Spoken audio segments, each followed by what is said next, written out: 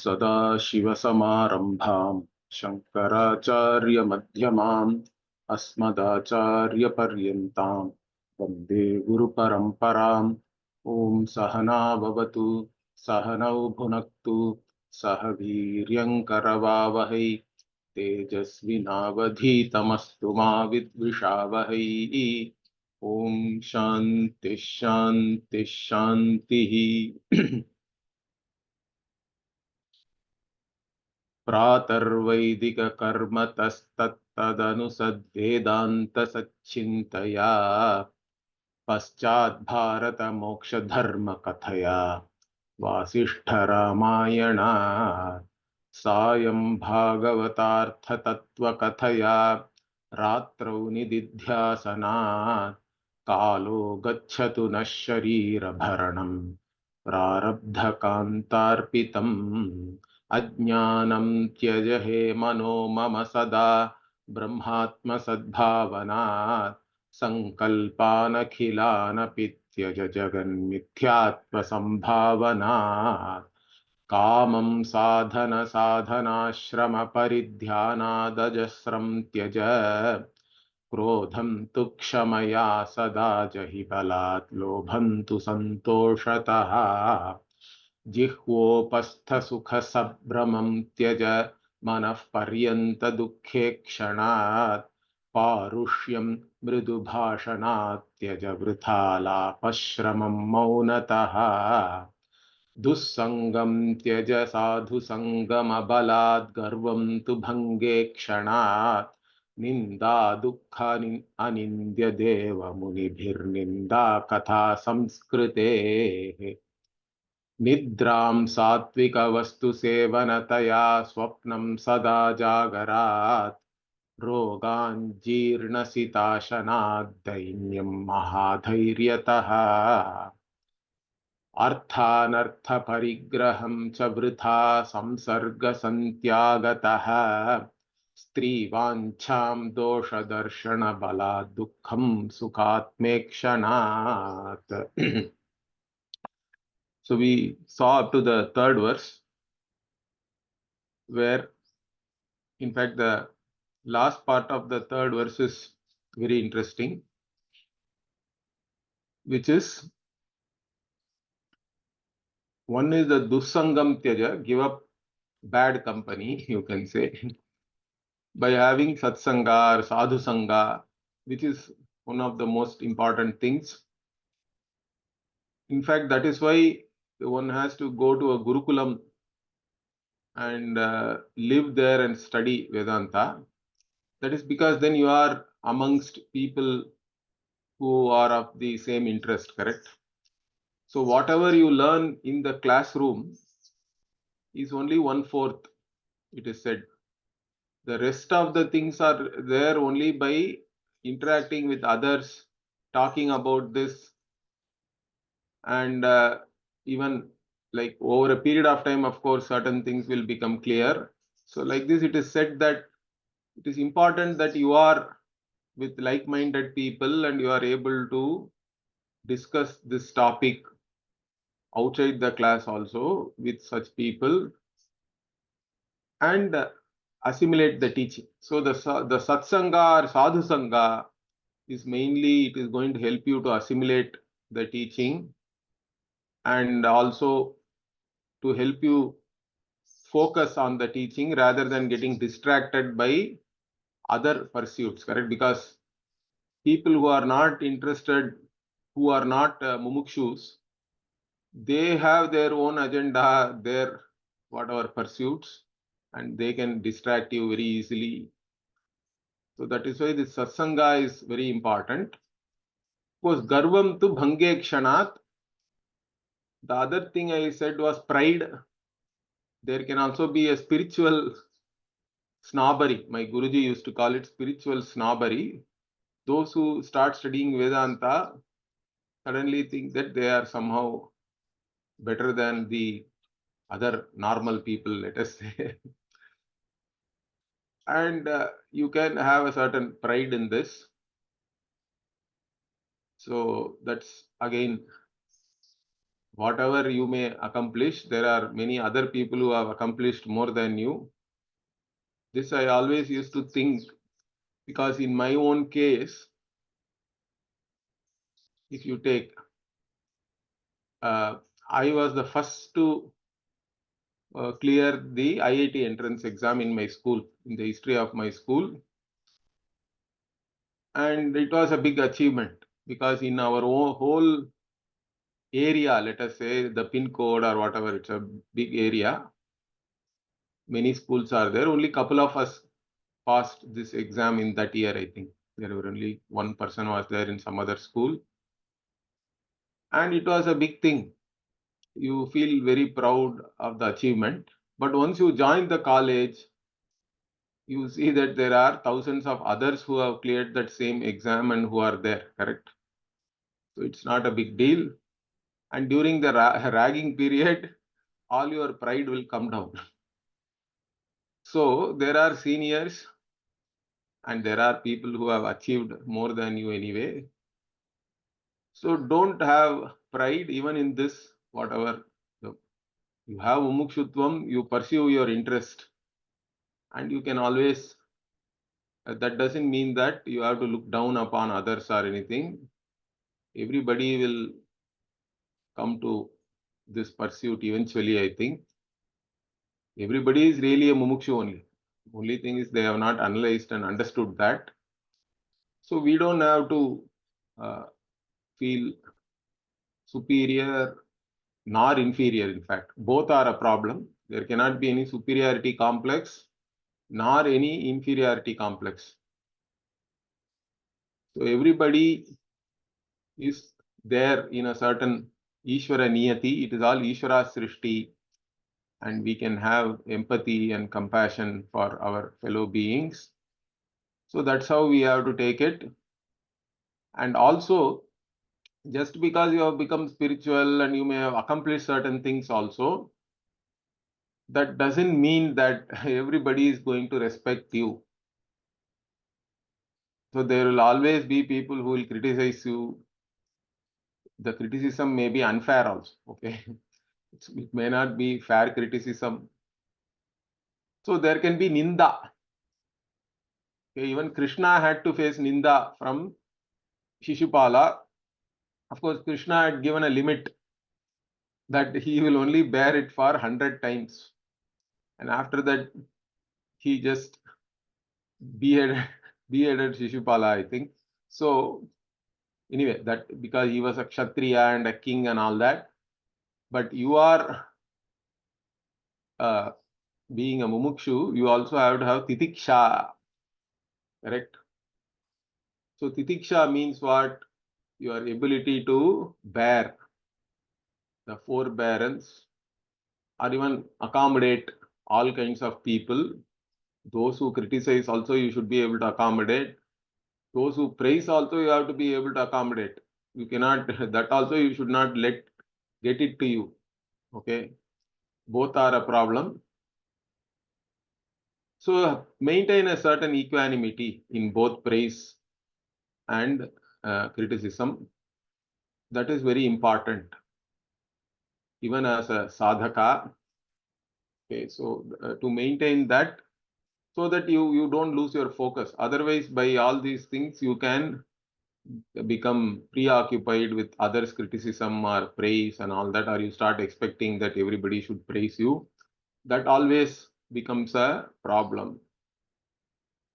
So why? Because even those who are anindya, supposedly anindya means what? Those who cannot be criticized or even bad mouthed, let us say, people, the different devas and munis, even they have faced ninda, correct? That we can hear in different kathas in the Puranas.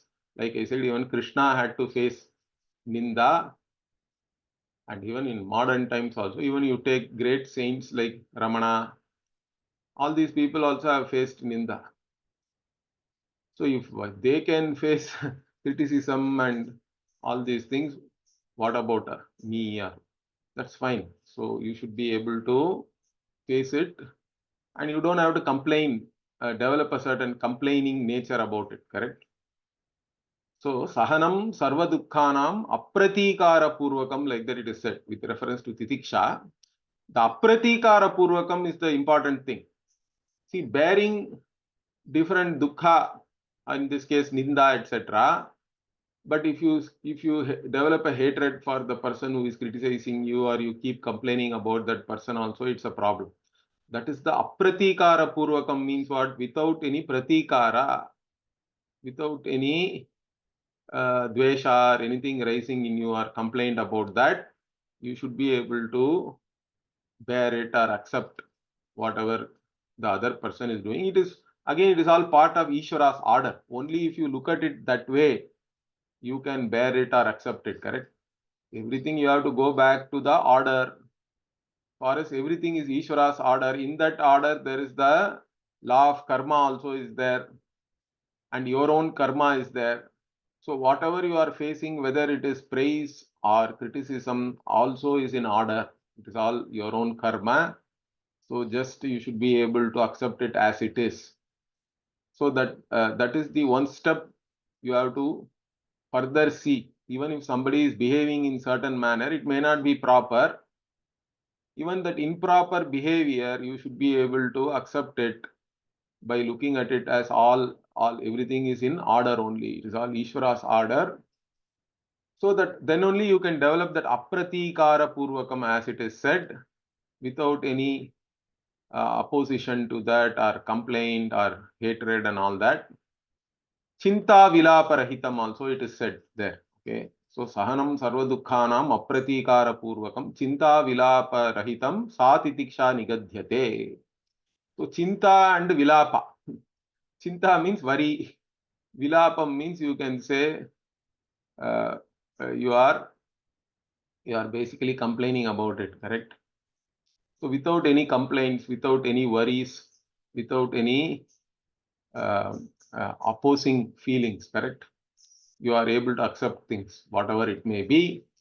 Of course, it may be a tall order to start with, because everybody is having certain triggers, correct? So if something happens, it triggers something in you, and it's not very easy to be objective when you are triggered.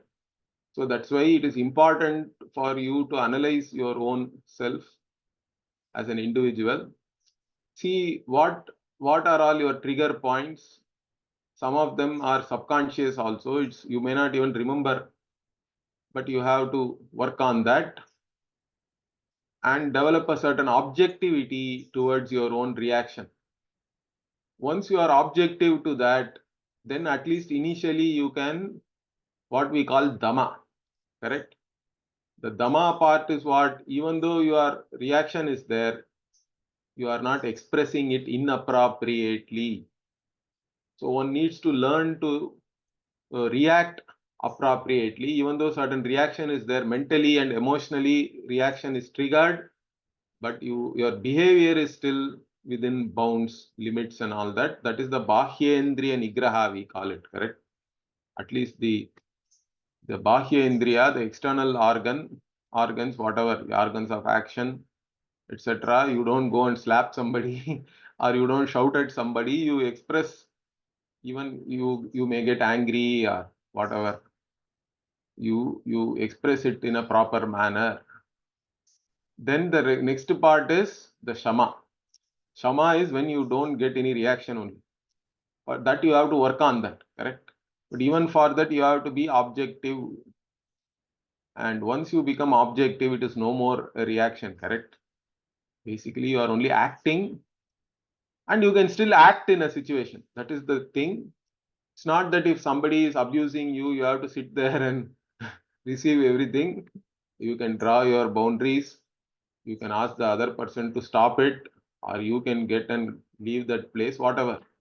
All that is fine. You should not be emotionally affected by all that. That is the main thing. So it depends on how you act rather than reacting. So that is the important thing. As a sadhaka, we have to focus on our own reactions, which is very important.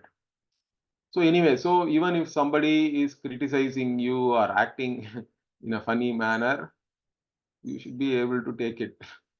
Then now, continuing what the Acharya says, Nidram Satvika Vastu Sevanataya. So this Nidra is a big problem, correct? Even in class, okay, particularly in the morning class.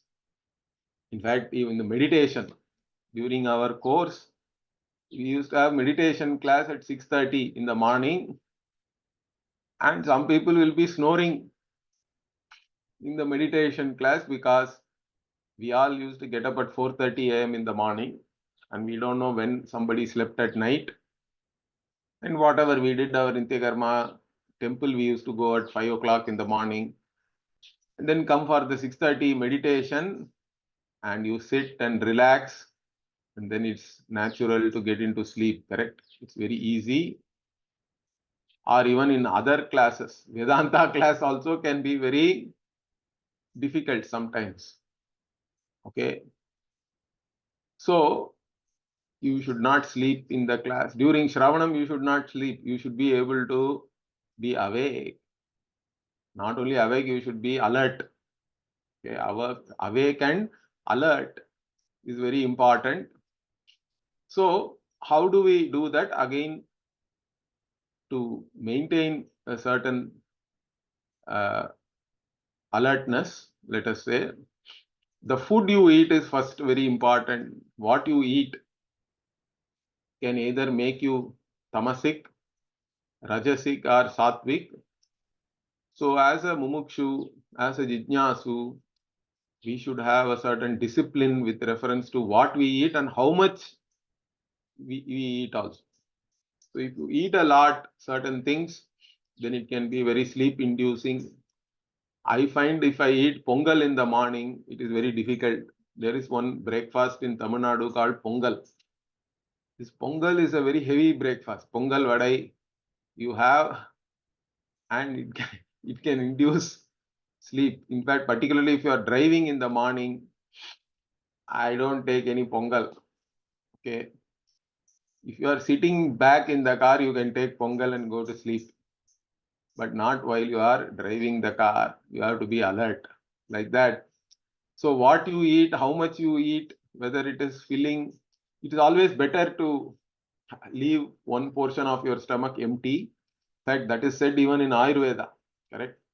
One has to eat only half, then 3/4, up to 3/4 you fill it with water, correct? The next quarter is you drink water.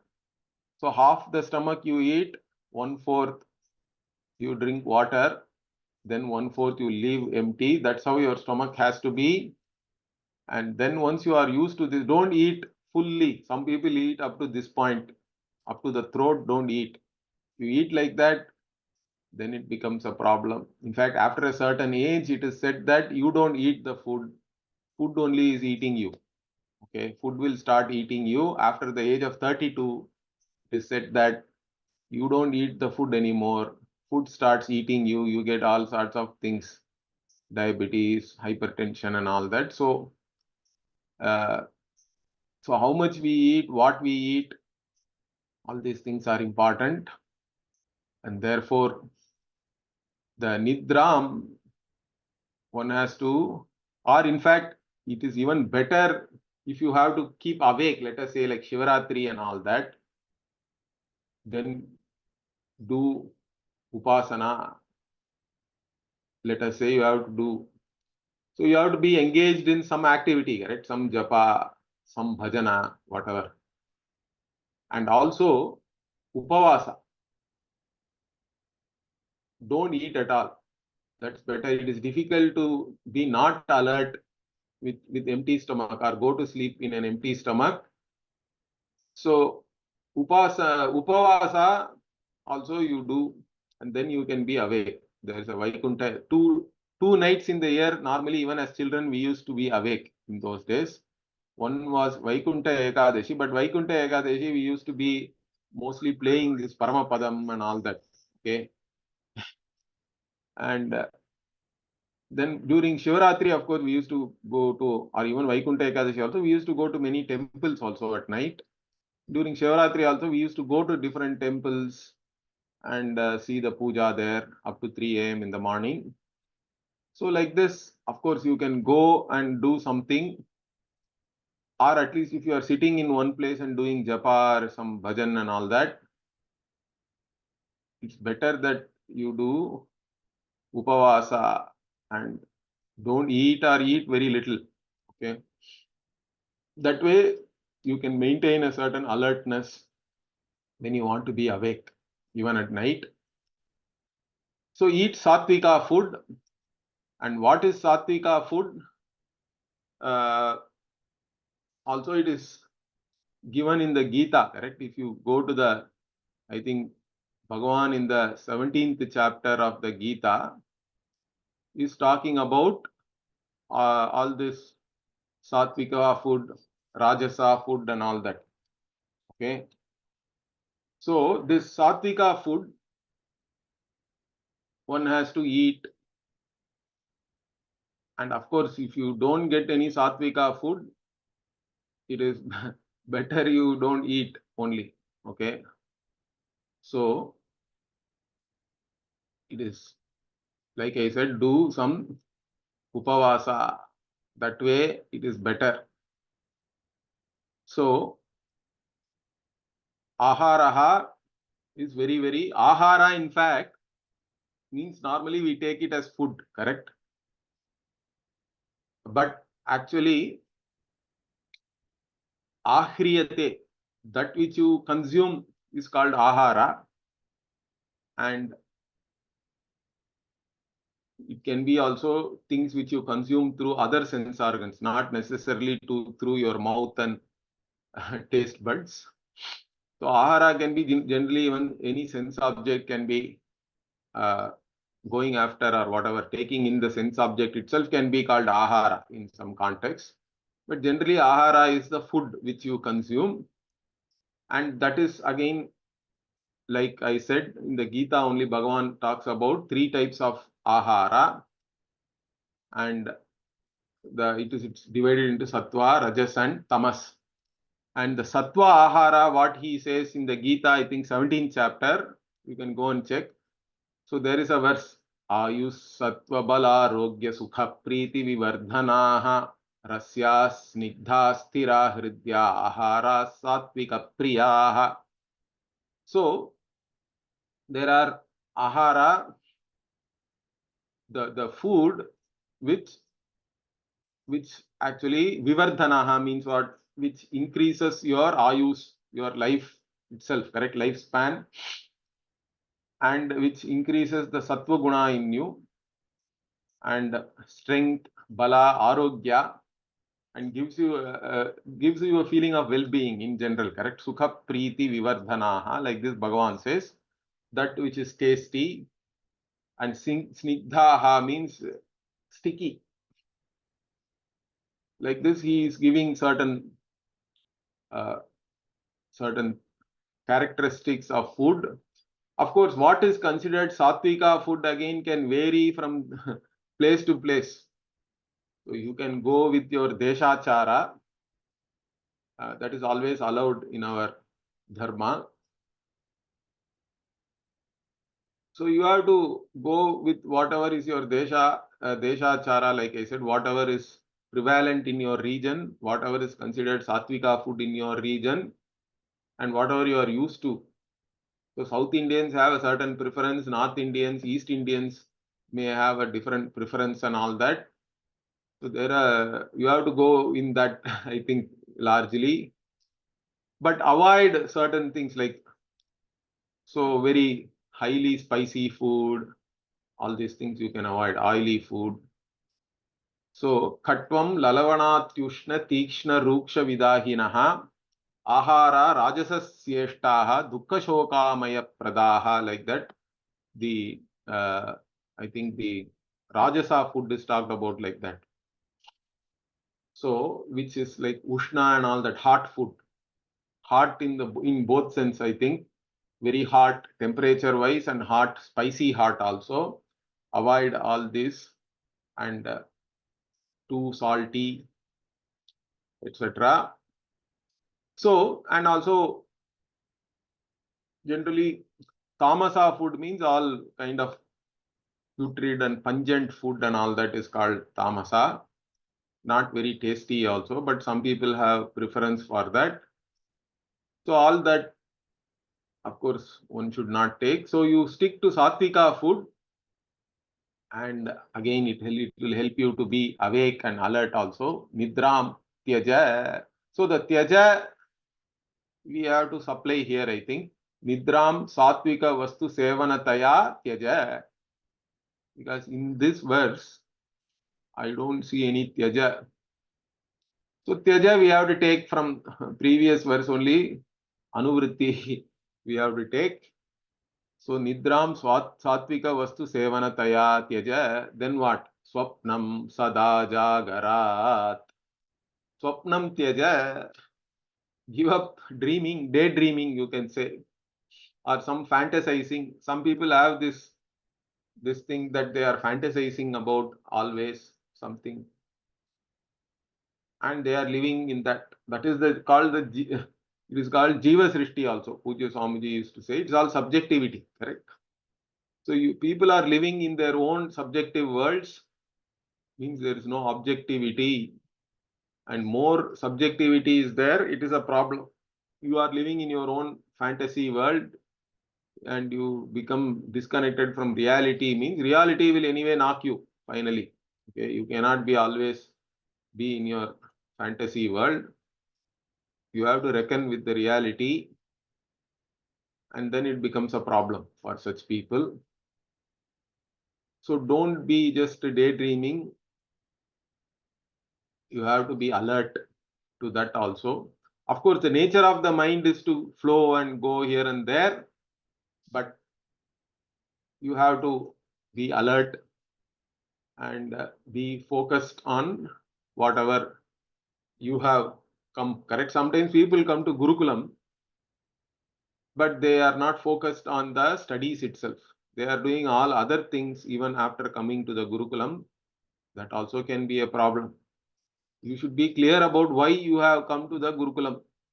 You come to the Gurukulam and then what the other person is doing, other students are doing, what are their personal matter is none of your business, correct? Or it doesn't really bother. Everybody has their own problems. Unless they come to you for some help or something, you don't have to poke your nose into anybody's affairs and all that. So one has to be focused on what you have gone for. This is true for any pursuit. So be focused on your pursuit and do not be dreaming about something else. And so that again, certain alertness one has to have. So be alert to the teaching and try to keep the teaching always with you, thereby avoid just fantasizing. Okay. So this is one more important thing. Then rogan jirna sitashanat. So roga means, of course, one will fall, even though you want to be healthy and all that. Diseases will come. Body means it can be subjected to diseases, correct? You are getting older every day, and your ability to withstand different virus, bacteria, immunity also is not increasing really. So you can be subjected to some illness. Means again there also you have to accept that some people know, even if they become ill, bodily ill, emotionally also they become affected very easily. In fact, that will make your physical illness worse. Okay. So illness also you should be able to accept. Physically, if you have a body, the body is getting older every day and you will have certain illness. Then how do I overcome that? So jirna, shita, ashanat. So ashanat means consuming, eating. And here jirna Jirna Shita means what? Jirna, this Shita means the Ayurvedic medicine generally is called Shita. So Jirna Shita is a medicine you can take. Medicines, whatever is the appropriate medicine, you have to take that. Okay. Some people think that once you become spiritual, you should not take any medicines and all that. That's not true. In fact, some people even criticize that how can sannyasis undergo or take medicines or medicinal, they cannot undergo any surgery or medicinal procedures and all that. Now, that also is not correct, I think. Like it is Ishvara's order that your body can become ill, in Ishvara's order itself, there are procedures, correct, to treat those illnesses. So whatever is the appropriate procedure for that, you have to, being an intelligent person means you have to seek help and take help, whether from a professional like a medical professional or anybody else. There's nothing wrong in that. Okay, whatever is the medicine, you take that medicine, and that is important. Or the other thing here is Jirna Mitashanat also there is a reading. Okay, Jirna Mitashanat. Here Jirna Sitashana is there.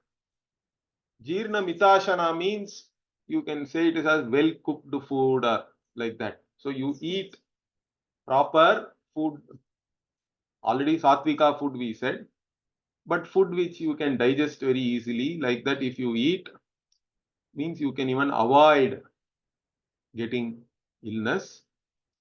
So basically what you eat is very, very important. First, to maintain certain alertness and not fall asleep. The other thing is also to not fall ill. In fact, in modern times, I would say that avoid sugar and too much carbohydrates and processed food and all that. It is all only causing you problems. Okay, so eat. In fact, you can eat a lot of fat, which is better in one way, because fat means it is filling. You won't eat too much also. So eat more fat and protein, less sugar and carbs, and that will keep you healthy. Okay, Jirna Mitashanat, also there is a reading. Jirna Sitashanat also is there. Anyway, so you take, and if at all you fall ill, anyway, you have to take the appropriate medicine, nothing wrong in that. And then Dainyam Mahadhairyataha.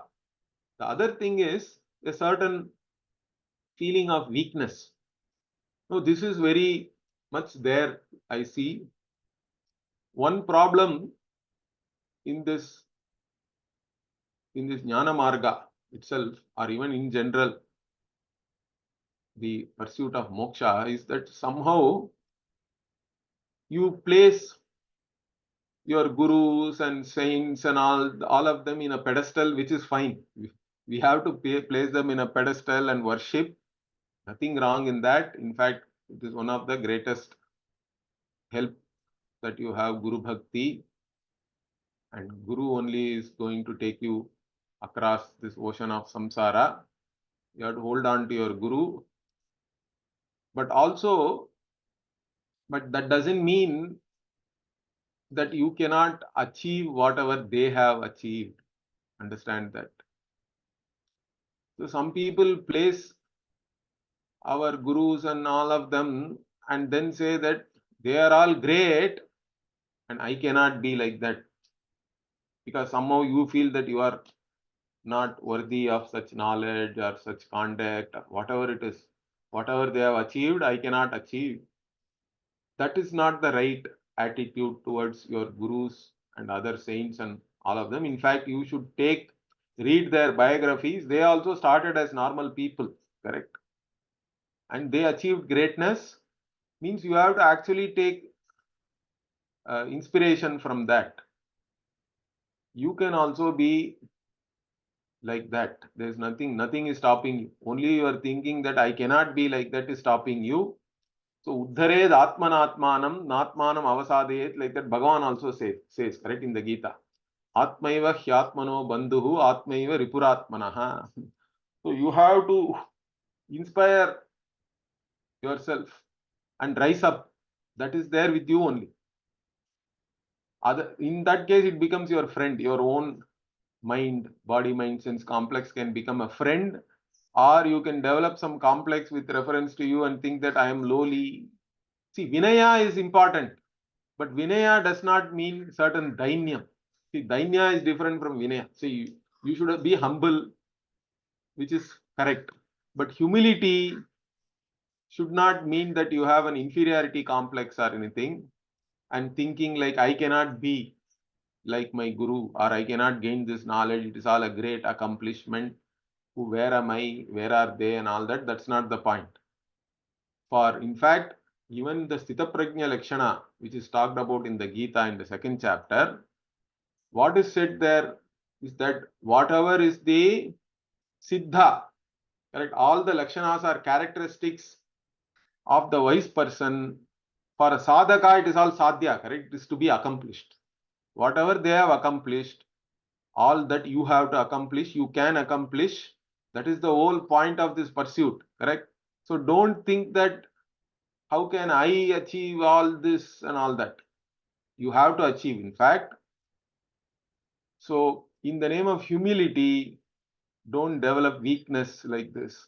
In fact, this Atma Jnanam cannot come for weak people. Okay, it is not for the weak. You have to be strong and humble. So don't develop pride also. Humility is important, but don't have any weakness. Take inspiration from your gurus, from all the different great trailblazing saints and gurus and all the people who are there. Correct. Some people are still there. Some people have already in our lineage. There are so many greats are there. Take inspiration from them. The jnanam is same for everybody. Okay. Of course, certain things with reference to your body, mind, sense complex, whatever they accomplished, you may not be able to accomplish because it is all the Vyakti Vishesha is there. I don't deny that. But that doesn't mean that jnanam you cannot get. Jnanam alone matters at the end of the day. And the same jnanam is available to everybody. Whether you are able to remember the entire Bhagavad Gita, entire Upanishad, all the Bhashyas, etc. is not important. Understand that. Some people have extraordinary intellect, Medha Shakti and all that ability to hold memory. In fact, even I don't have that. Some of us, we have started late, correct? And we don't have the training also to memorize things. But that doesn't matter. At the end of the day, the jnanam is same for everybody. And that jnanam only you are pursuing. Once you have understood that jnanam and you have assimilated that, there is no difference between jnani and a jnani. And only you know whether you are a jnani or not. You don't have to compare yourself with anybody else. So don't have a feeling of weakness. Like I said, you are not lesser than anybody. You need not be greater than anybody. You are yourself. And with that understanding, one has to be clear. So in the name of humility, don't encourage in yourself certain weakness. There should not be any weakness. This Mahadhairya, Dhiraha, Dhira only becomes Dhairya, correct? It can be taken as courage and all that.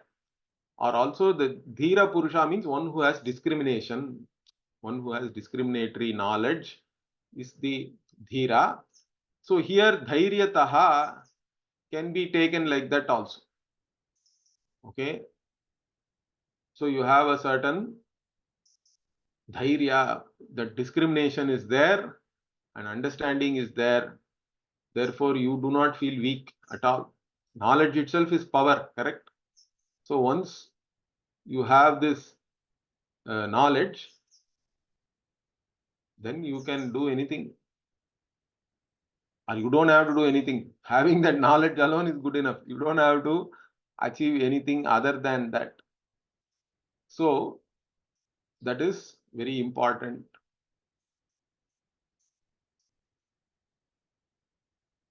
So that's why there is a call, right? Uttishtata, Jagrata, and all that. Even the Upanishad is giving you a call, correct? So you don't have to feel weak. The weakness is a problem always. Then what? Arthanartha parigraham cha vritha samsarga santyagataha. So here, arthanartha parigraham cha vritha samsarga santyagataha. So again here samsarga is talked about. Samsarga means having a relationship or connection with people. Okay. So you have already we talked about this bad company, but here in general, if you are a mumukshu, you don't want to get involved in too much of vyavahara, correct? This transactional world, you have to withdraw, and from kamya karma also one has to withdraw. You do only nitya naimitika karma. So even as a karma yogi, whatever is to be done, you do. Don't get involved in too much of activities or things which are unnecessary, things which are purely driven by your desires. You withdraw yourself from all that. So don't get attached or don't be in interaction with such things, correct? Relationships, transactions, interactions, so many things are there in one's day-to-day life. Try to keep all that. Whatever is kamya, I'm saying, whatever is purely driven by your desire, but it is not really actually required, let us say, those unnecessary, in fact, some of the unnecessary things are there because you never even analyzed about it or looked at it critically. Certain things you may be doing habitually also. All those things you look at it fresh again, see whether this is required or not. Not required means just give it up. Because any activity like that means it is first taking away your time from Vedanta. And anything which you are accumulating also, let us say, too much means it is a pain. Accumulation itself is a pain, but then you have to maintain all that. And maintenance again becomes a problem. So don't hoard anything. Some people have a habit of collecting useless things. In fact, many people have now started talking about minimalist living and all that. There is a particular merit in that, I think. Even collecting gadgets and things like that nowadays, correct? You have too many things. You have a laptop, you have a cell phone, you have a iPad. Maintaining all that, so many things are there. Just have only whatever is absolutely required. Do not hoard or collect too many things. So hoarding and accumulating only is here artha anartha parigraham, it is called. So that you give up. So all the samsargas, by giving up all the activities and whatever which leads you to accumulate all that, so that you stop. Vritha samsarga santyagataha. So all these useless activities and accumulations which do not really matter at the end of the day, so that you dissociate, and so that again you have to be careful about that, or you have to have a certain alertness about what you are pursuing in a day-to-day life. And once you free yourself from all those associations, then you will have more time to do your sadhana. So because anytime we talk about nitya karma and your sadhana, correct, daily regimen, people say that I don't have time for that. Means you have to make time. If you are serious about any pursuit, you have to make time for that, correct? You cannot say that I don't have time. Why are you saying I don't have time? Because you are doing so many things which may not be even necessary. So relook at your day-to-day life. See whatever is absolutely necessary, that alone you do. So make time. Therefore, you can spend more time with Vedanta and your sadhana, whatever is your day-to-day sadhana, nitya karma. Those are the important things. So, arthanartha parigraham tyaja. Okay. By giving up this vritha samsarga. Then stri vancham dosha darshana balat. Okay, then again stri means you have to add purusha also here. So the attraction towards the opposite sex is always there. Particularly for young people, it will be more, let us say. But that also is a problem. But it is a certain biological state, you can say, or a need. But even that, once you are a mumukshu, we have to get out of our this dehatma buddhi, correct? So this dehatma buddhi itself is a problem. That is a great dosha, correct? That, and if you still have attraction for the opposite sex, then it becomes, it is only reinforcing your dehatma buddhi. Okay, so one has to get out of that. And of course, that is a natural tendency is there. But if you go along with your natural tendency, then you are only an asura. That is what, in fact, is said even in the Brihadaranyaka Bhashya. Bhashyakara says, who are asuras means he is saying that those who go towards the sense objects, correct? Those who allow their senses to go after sense objects and go along with their natural tendency, they are all asuras. Then who is the deva? Means one who is able to restrict one's natural tendencies and do whatever the shastra vihita. So if you are able to do that, then you are a deva. So you don't simply go after or allow your senses to go after the sense objects. You have to have a certain mastery over that. So all these things are very important, particularly for a Vedantin. And so you see again, even there, one has to see the dosha. This physical attraction, you may, some people have a certain fascination, crush and all that is said, correct? But even that, over a period of time, everybody will get old. Okay, you have to see that. And so everybody is not going to have youth forever.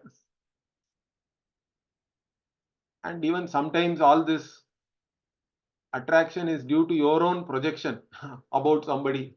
In reality, they may not be like that also. That is another problem. So the fantasy part comes here also very much. This attraction to opposite sex is mostly a fantasy again.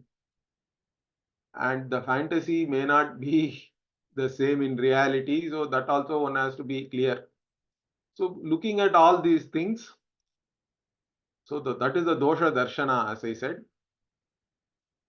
You overcome that also. And finally, dukkham, sukatma, ikshana, and any other dukkha means you can still have certain sorrow and sadness and all that. That may be purely subconscious, unconscious, whatever you have accumulated from childhood and all that. But none of them make any sense anymore because Vedanta is saying you are Ananda Swarupa. Me being the Ananda Swarupa, source of all happiness, I don't have any connection to any dukkha really. Nothing can really touch me.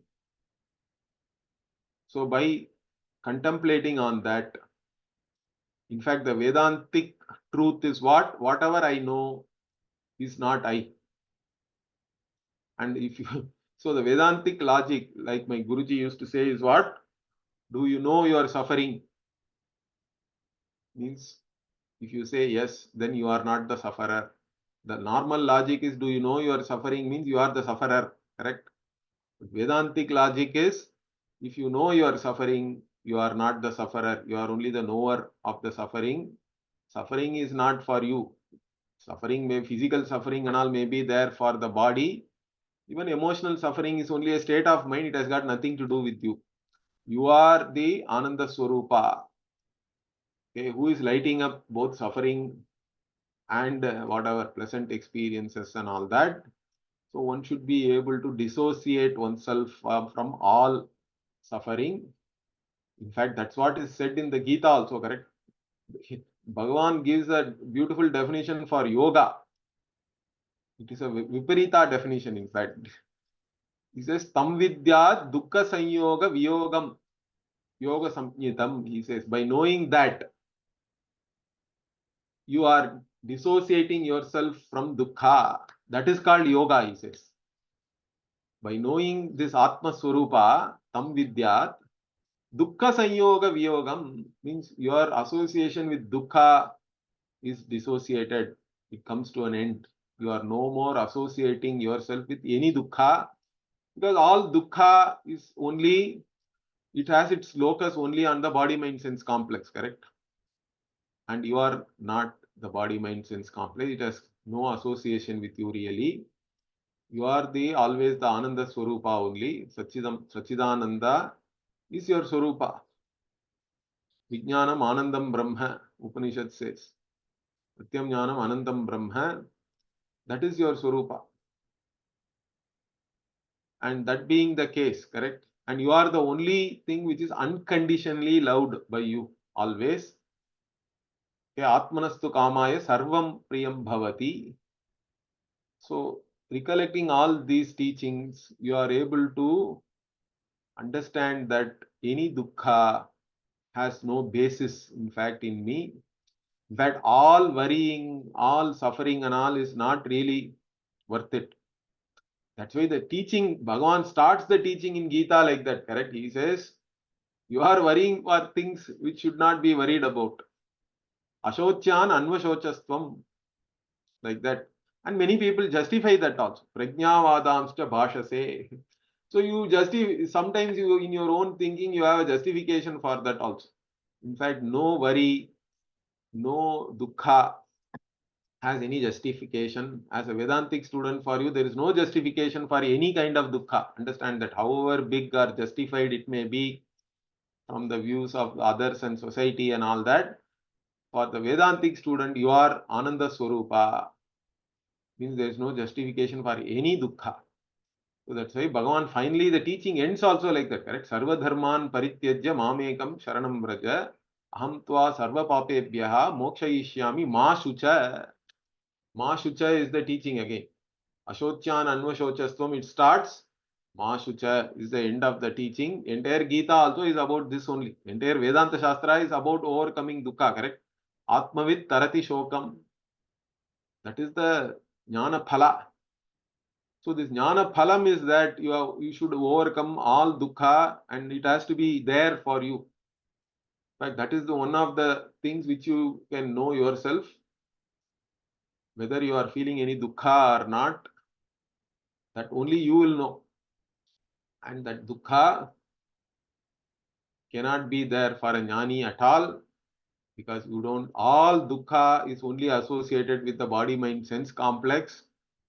And once you are free from your very individuality and the whatever the dehatma buddhi, there cannot be any dukkha or any basis for any dukkha itself. Everything you should be able to accept. And once acceptance is there, there is no dukkha, in fact. All sorrow is because of denial, in fact. First, you should get rid of this denial. Then everything is fine. You can do something about it. That's fine. Or even if you are not able to do something about it also, you are Ananda Swarupa only always. That is the teaching. That's what you have to assimilate. Of course, may be difficult. That is where sadhana is very important. Alertness and the ability to hold on to this knowledge, all these things are very important. Okay, so the next verse we'll see next week. Om Purnamadav Purnamidam Purnat Purnamudachyate Purnasya Purnamadaya Purnamevavashishyate. Om Shanti Shanti Shanti. Harihi Om Shri Gurubhyo Namaha. Harihi Om. ಧನ್ಯವಾದ ಗುರುಜಿ. ಧನ್ಯವಾದ ಗುರುಜಿ. ಧನ್ಯವಾದ G.